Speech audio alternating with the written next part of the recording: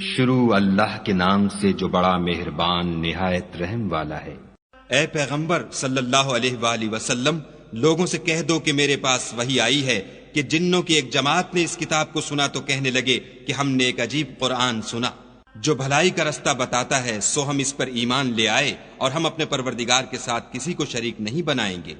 اور یہ کہ ہمارے پروردگار کی عظمت شان بہت بڑی ہے، وہ نہ بیوی رکھتا ہے نہ اولاد، اور یہ کہ ہم میں سے بعض بے وقوف خدا کے بارے میں جھوٹ افطرا کرتا ہے، اور ہمارا یہ خیال تھا کہ انسان اور جن خدا کی نسبت جھوٹ نہیں بولتے، اور یہ کہ بعض بنی آدم بعض جنات کی پناہ پکڑا کرتے تھے، اس سے ان کی سرکشی اور بڑھ گئی تھی، اور یہ کہ ان کا بھی یہی اعتقاد تھا جس طرح تمہارا تھا کہ خدا کسی کو نہیں جلائے گا، اور یہ کہ ہم نے آسمان کو ٹٹولا تو اس کو مضبوط چوکیداروں اور انگاروں سے بھرا ہوا پایا، اور یہ کہ پہلے ہم وہاں بہت سے مقامات میں خبریں سننے کے لیے بیٹھا کرتے تھے، اب کوئی سننا چاہے تو اپنے لیے انگارہ تیار پائے، اور یہ کہ ہمیں معلوم نہیں کہ اس سے اہل زمین کے حق میں برائی مقصود ہے یا ان کے پروردگار نے ان کی بھلائی کا ارادہ فرمایا ہے، اور یہ کہ ہم میں کوئی نیک ہیں اور کوئی اور طرح کے، ہمارے کئی طرح کے مذہب ہیں،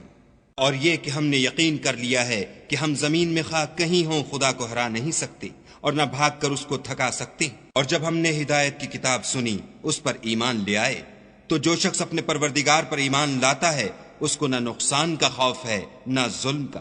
اور یہ کہ ہم میں بعض فرما بردار ہیں اور بعض نافرمان گناہ گار ہیں، تو جو فرما بردار ہوئے وہ سیدھے رستے پر چلے اور جو گناہ گار ہوئے وہ دوزخ کا ایندھن بنے۔ اور اے پیغمبر صلی اللہ علیہ وآلہ وسلم، یہ بھی ان سے کہہ دو کہ اگر یہ لوگ سیدھے رستے پر رہتے تو ہم ان کے پینے کو بہت سا پانی دیتے تاکہ اس سے ان کی آزمائش کریں، اور جو شخص اپنے پروردگار کی یاد سے منہ پھیرے گا وہ اس کو سخت عذاب میں داخل کرے گا، اور یہ کہ مسجدیں خاص خدا کی ہیں تو خدا کے ساتھ کسی اور کی عبادت نہ کرو۔ اور جب خدا کے بندے محمد صلی اللہ علیہ وآلہ وسلم اس کی عبادت کو کھڑے ہوئے تو کافر ان کے گرد ہجوم کر لینے کو تھے، کہہ دو کہ میں تو اپنے پروردگار ہی کی عبادت کرتا ہوں اور کسی کو اس کا شریک نہیں بناتا، یہ بھی کہہ دو کہ میں تمہارے حق میں نقصان اور نفع کا کچھ اختیار نہیں رکھتا،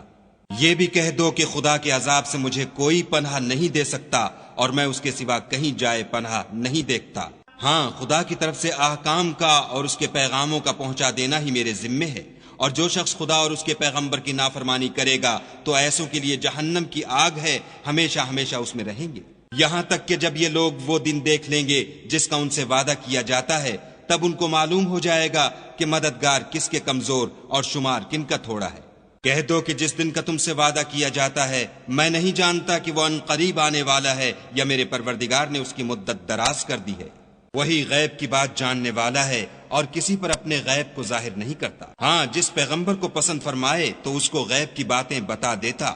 اور اس کے آگے اور پیچھے نگہبان مقرر کر دیتا ہے تاکہ معلوم فرمائے کہ انہوں نے اپنے پروردگار کے پیغام پہنچا دیے ہیں، اور یوں تو اس نے ان کی سب چیزوں کو ہر طرف سے قابو کر رکھا ہے اور ایک ایک چیز گن رکھی ہے۔